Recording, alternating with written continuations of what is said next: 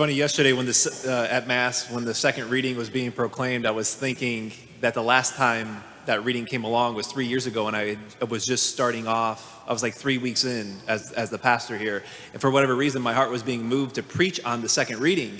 And at one point during the week, I called a couple of my siblings and said, I think I'm being led to preach on the second reading. And two of my siblings were just like, it's probably not a good idea to preach on that your first couple weeks at the parish. But I'm feeling called to preach on the gospel here today. If you want to hear 3 years ago, you can go on YouTube on the second reading. No middle ground. And then secondly, just two quick stories to help us with our Eucharistic love and faith. So first, no middle ground, right? For a lot of things, we just know this to be the case, that in life, for a lot of things, it's noble, it's commendable, it's even needed sometimes for us to find middle ground. Think of relationships, spouses, right? There's disagreement. They need to put in a lot of work to find some middle ground with maybe both preferences so as to keep the peace. Politicians oftentimes have to find middle ground to pass legislation. Not that our politicians have a problem finding middle ground today at all or anything, but maybe one more just to give you an insight of the rectory, the house here. I mentioned we have 7 guys living in the house now. The temperature of the house, right? Jack here, along with 4 other guys, they love the house ice cold. I hate the house ice cold, right?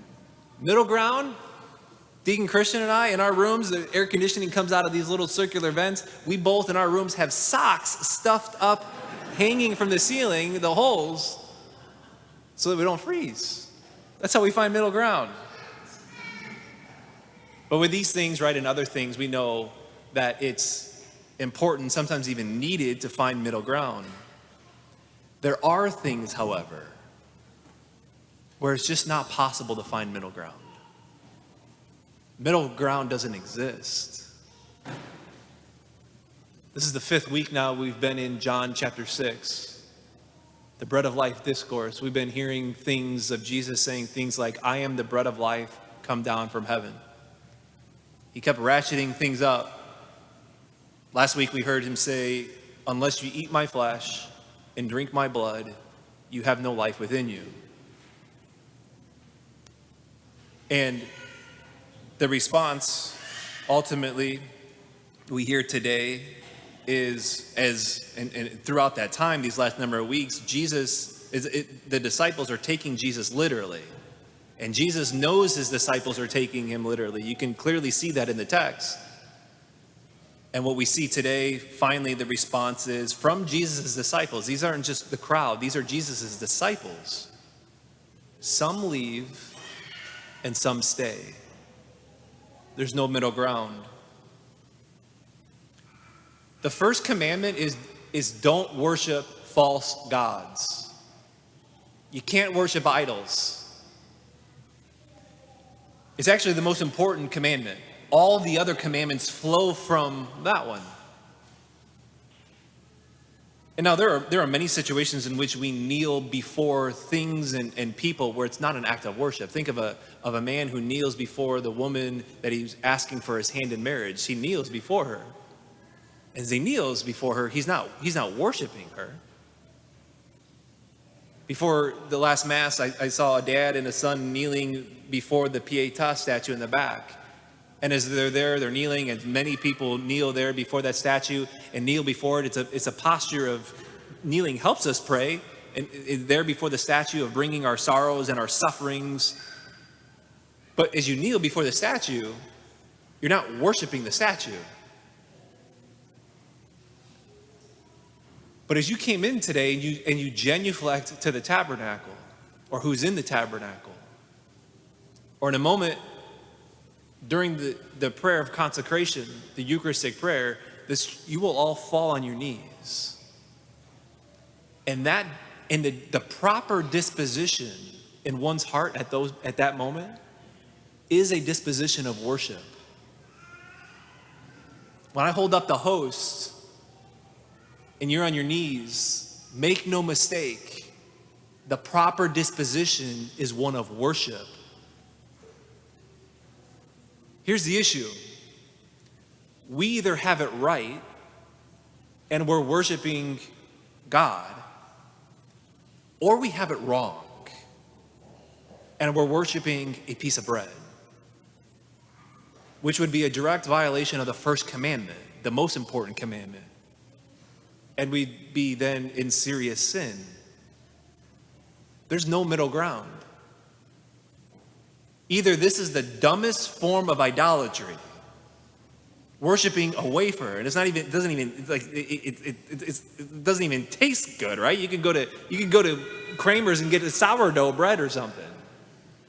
But it's either the dumbest form of idolatry, and I need to leave and get other people along with me when I leave to come with me and leave, or it is the God of the universe. That's the decision. And really, my hope with setting that up that way for us this weekend is really the same way in which the disciples were set up, because we can get used to the mystery. But using logic with what Jesus says and what the church teaches, you can see that it's got to be one or the other. There's no middle ground. And like the hope is that we just get into the spot, maybe the same spot the disciples were that we see today and that they were in 2,000 years ago. Is like, man, this is a hard teaching. And I think it's not so much like, I find this hard.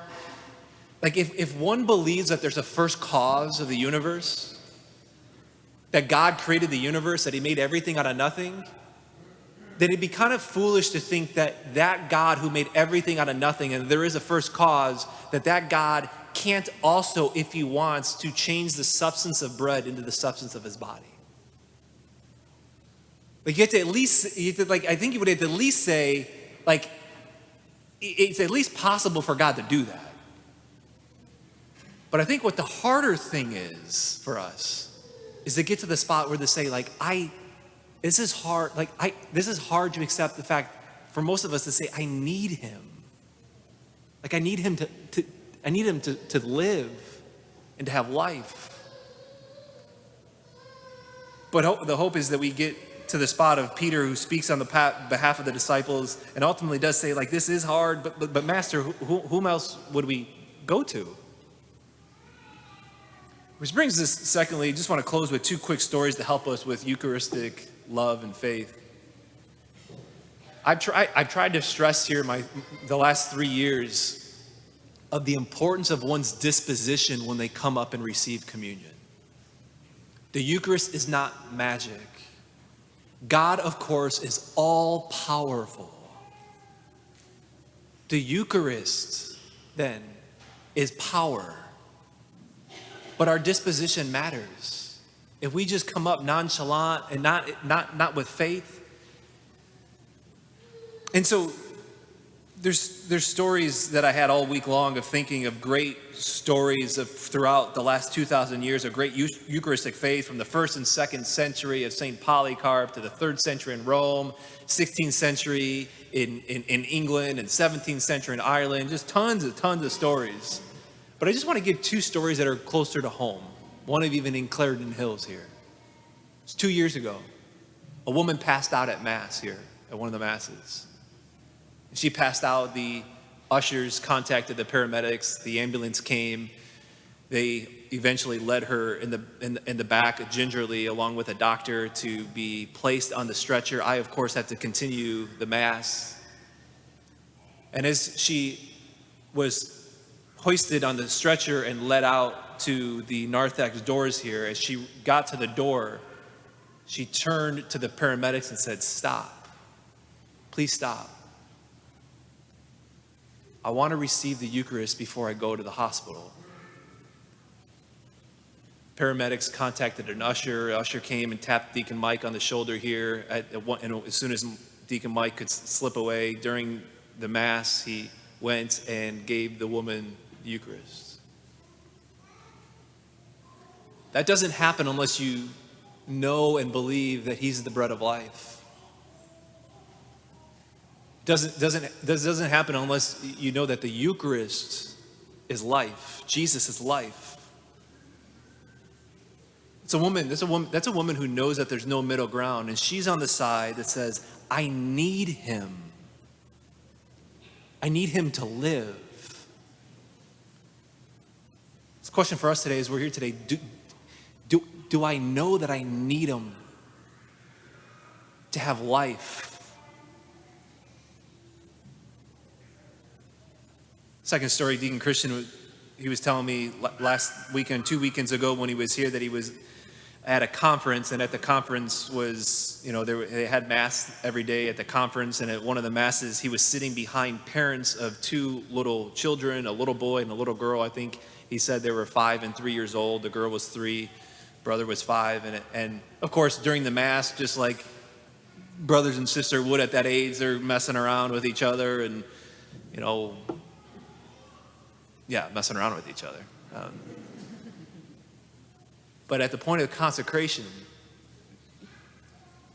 when the bells were rung, the little sister turned to her older brother and said, "Shh, Jesus is coming.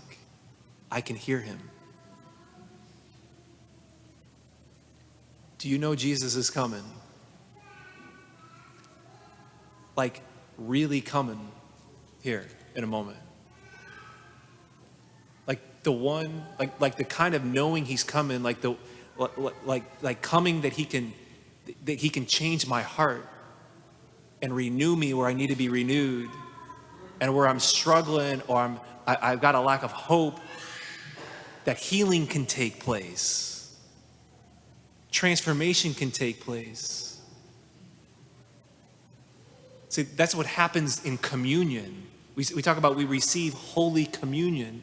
When we're in Holy Communion with the divine, things can change. My heart can change. Transformation can take place. Renewal can take place. Healing can take place. So at communion today, or before then, make your decision. A decision is required, and there is no middle ground.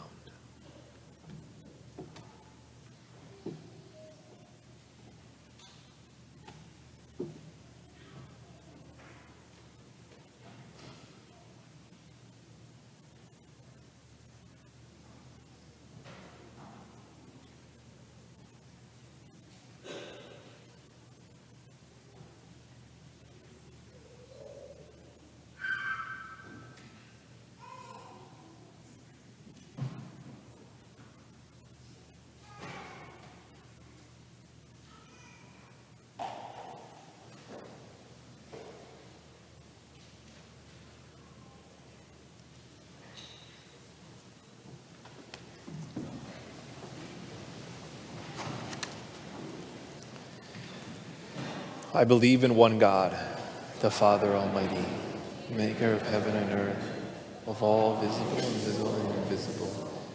I believe in one Lord Jesus Christ, the Son of God, born of the Father before all ages, God from God, light from light, true God from true God, God not made, consubstantial with the Father. Through him all things were made. For us men and for our salvation, he came down from heaven, and by the Holy Spirit was incarnate of the Virgin Mary and became man. For our sake he was crucified under Pontius Pilate. He suffered death and